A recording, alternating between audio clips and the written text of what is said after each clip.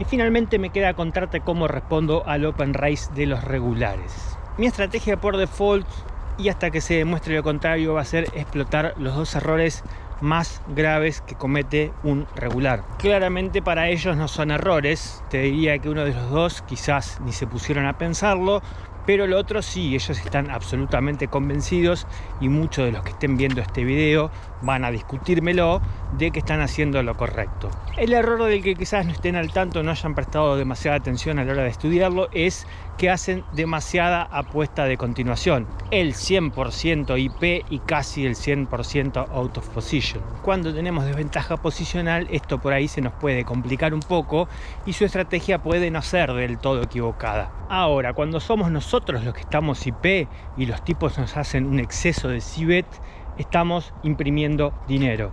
El otro error que cometen, y el cual me van a discutir a muerte, es que responden demasiado light al tribet ajeno. Cualquiera de los profetas del GTO explotativo me va a responder que estoy absolutamente equivocado y que es todo lo contrario, que sus tablas de respuesta al tribet están hechas en base a que la gente, supuestamente la tendencia poblacional, tribetea de menos, es decir, su rango de respuesta al tribet a sus ojos es super tight para explotar, para overfoldear, para aprovecharse de la condición de que la gente no tiene un rango de tribet armado amplio.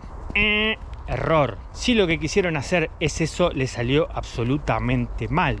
Explícame vos cómo puede ser un rango de respuesta al tribet explotativo a la hora de overfoldear y no incluir en el rango de fold, por ende ponerlo como tribet o call, manos como rey dama suite, j dama suite, pares pequeños, as j suite, as 10 suite, as dama off. Si vos a un tipo que supuestamente está tribeteando muchísimo menos del equilibrio le vas a defender rey dama suite, te vas a pelar. Entonces, como te decía, nos vamos a aprovechar de estos dos errores. Del hecho de que los tipos cibeteen de más, nos vamos a aprovechar viendo una cantidad interminable de flop in position contra ellos. 2 más 2 es 4. Si vos me decís que hay una persona en la mesa que está cometiendo errores garrafales mano tras mano cuando está out of position, yo voy a querer jugar la mayor cantidad de manos contra ese jugador cuando ese jugador esté out of position. Y mirá si la vida será graciosa, y si el póker a veces es fácil, que al intentar explotar el segundo de sus errores estamos también incrementando la explotación del primero de sus errores. Vamos nosotros realmente a tribetear de menos. Si los tipos están defendiendo rey dama suite, dama j suite, par de 5 al tribet, no le vamos a tribetear par de 2, ni k9 suite, ni kj off. Le vamos a tribetear realmente de menos. O sea que sin querer queriendo les vamos a dar el gusto. Entonces todas estas manos que vamos a evitar tribetear al pedo, ¿a dónde van a ir? A nuestro rango de call.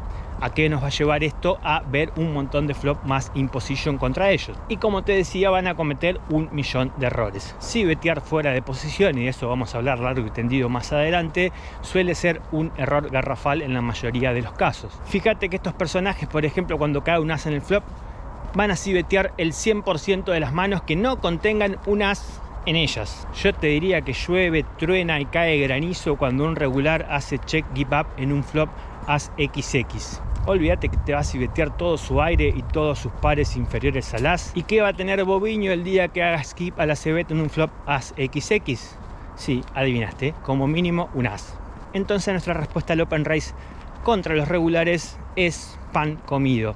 Como siempre te digo, quizás esta no sea la gente contra la que es más rentable jugar en el mundo, pero sin ningún tipo de dudas es la gente contra la que es más fácil jugar.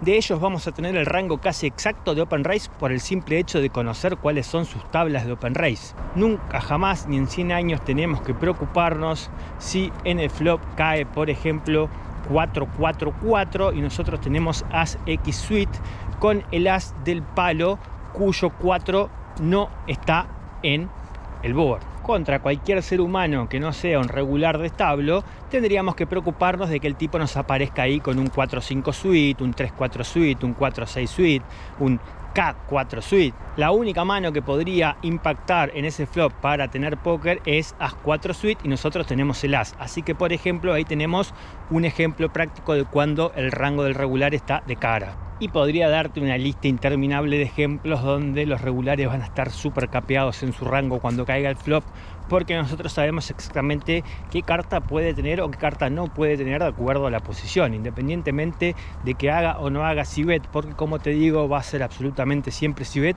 y cuando no la haga generalmente es porque tiene. Entonces, si bien después vamos a desarrollar punto por punto cómo sería nuestro juego post-flop, en principio lo que vamos a hacer es hacer muchísimo call con todas las manos que jueguen bien post-flop, o con todas las manos con las que podamos semi-blufear una vez que caiga el flop. No le vamos a dar una goma de crédito a su apuesta de continuación en el flop. Tampoco le vamos a dar demasiada atención ni le vamos a tener demasiado miedo a cuando tribeteamos con nuestro rango super tight y recibimos una respuesta ya sea call o forbet. Nuestro rango en principio va a jugar de manera ideal contra su rango amplio, que él cree que es super wide, de respuesta al tribet.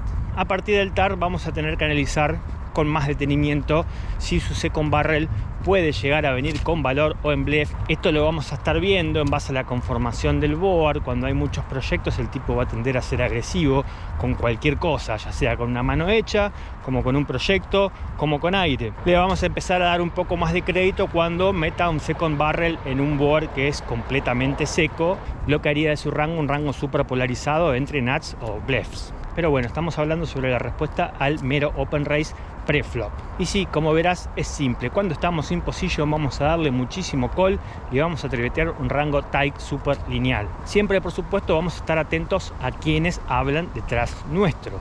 Mientras más gente predispuesta a hacer squeeze tengamos, más vamos a tener que foldear esas manos que nos encantaría jugar en call en un pozo heads up in position contra el reg. Contra los donks, todas estas manos intermedias, especulativas, tendríamos a tribetearlas en modo boviño para bloquear el squeeze o el forbet de los demás regulares, teniendo en cuenta, digamos, el preconcepto de que el donk no iba a forbetearnos, sino que iba simplemente a hacer call con casi el 100% de su rango. De más está decir que si le tribeteamos medio mazos, hasta el regular más horrible del mundo se va a empezar a adaptar. Una cosa es que no se adapten cuando le estamos robando las ciegas en situaciones preflop, cuando ellos están en la ciega grande y les abrimos 3 ciegas. Otra cosa es que le tribeteemos 8 manos consecutivas. Entonces, contra los regulares, un montón de manos que en contra de los donks hubiésemos mini tribeteados para aislarnos contra el donk in position, en este caso no nos va a quedar otra que foldearlas. Y acá te hago un pequeño disclaimer, llamado de atención o advertencia: no uses esta estrategia que te acabo de mencionar de hacer overcall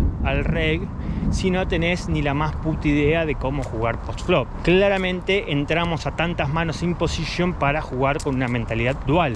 Aún seleccionando nuestro rango de call, preferentemente con un rango compuesto de manos que conecten fuerte o que conecten proyectos fuertes y relativamente fáciles o por lo menos rentables de jugar, esto no significa que el juego post-flop va a ser un pan comido súper fácil.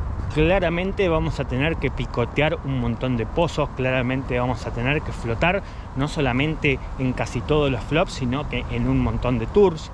Claramente vamos a tener que meter raise a la c-bet. Claramente vamos a tener que también proteger nuestro rango de check back cuando el regular se digne a no ser apuesta de continuación. No seamos los tontos que le pagamos al regular con as dama, sale as xx y cuando pasa hacemos una apuesta solamente para encontrarnos con un check raise que nos hace preguntar si tendrá o no tendrá as rey. Y la respuesta es: puede ser. Puede que tengas rey y te esté valubeteando, o puede ser que tenga AJ o As10 y se esté auto valubeteando, porque en sus tablets, en su mapa de ruta, en su forma de jugar, en su educación como jugador de póker, no le entra demasiado en la cabeza la posibilidad de que vos desde bottom contra su cutoff open raise hayas hecho solamente call con as dama.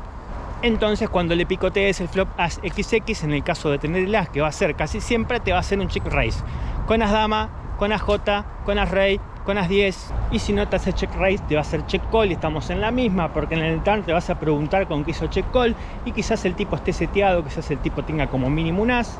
Cuando hagas check back en el turn, en el river va a salir poniendo pote o 1,5x pote, y vos te vas a pensar si tenés que foldear o no tu as dama, y la respuesta sigue siendo no sé.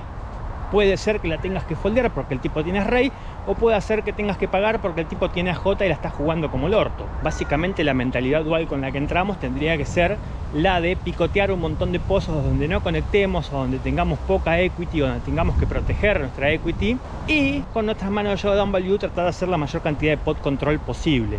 El resultado a largo plazo va a ser que la mayoría de estos pozos termine siendo un pozo chico. Solamente deberíamos inmiscuirnos en este tipo de situación en un pozo grande cuando nosotros realmente tengamos las nuts, o cuando el tipo se pase de rosca y termina siendo triple barrel en flop con un montón de draws, donde nosotros vamos a tender, después te voy a explicar, a hacer call con la mayoría de nuestro rango. Así que si tuviese que redondear toda mi estrategia en un par de frases, te diría: no tribetear de más a un reg al pedo, tribetearlo solamente por valor. Si nos tiene estudiados, se adapta y empieza a foldear al 100% de nuestros tribets, nosotros nos vamos a adaptar más rápido que él, seguramente, porque como nosotros sí prestamos atención, la vez que veamos que un regular nos foldea a 10 tribets consecutivos, lo podemos anotar como que me tiene miedo, me foldea siempre, y podemos empezar a tribetearle cualquier cosa.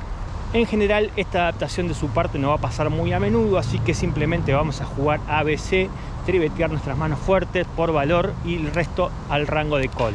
Y cuando hagamos call tenemos que estar dispuestos a jugar un montón de pozos pequeños de múltiples rondas de apuesta. Vamos a tener que pagar la cibet muchísimas más veces de las que nuestras cartas, en teoría, en equilibrio, pagarían. Pagar mucho a la cibet y proteger siempre nuestro rango de check back cuando no hagan la cibet. La mayoría de los regs tienen una sola bala en el cargador cuando el board es seco. Esto lo vamos a analizar en profundidad más adelante, pero generalmente en boards secos, después del juego preflop y el flop, a partir del turn, todo se pone más fácil. Cuando hay muchos proyectos en el board es cuando los tipos se van a poner más intensos y vamos a terminar jugando pozos más grandes de muchas rondas de apuestas. Esto complica un poco la situación, pero como contrapartida o en compensación a complicarla, la vuelve más rentable. Cuando hay un caller en el medio, es decir, cuando tenemos que hacer un squeeze con el regular como el Open Racer, la cosa se va a poner divertida, pero de eso vamos a hablar en el próximo video.